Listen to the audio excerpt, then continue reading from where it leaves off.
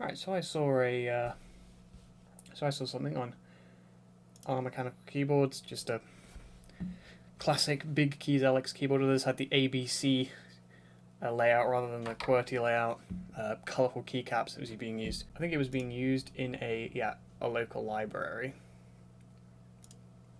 And in the thread, there was some people asking about, oh, what does it sound like? Well, this thing uses Alps SKBM switches, which are the worst version of the famous Alps SKCM line of key switches. So these are a little scratchy and they bind pretty easily, especially with these 1" by 1" keycaps. Yeah, these are huge. Here's my regular keyboard. Basic layout of this is completely just grid. No other staggered keys like you'd have on standard keyboards. Doesn't really matter though. Most people using this are going to be either children, the elderly, or plant workers with gloves on or big sausage fingers. Before I digress any further, we may as well just start the test.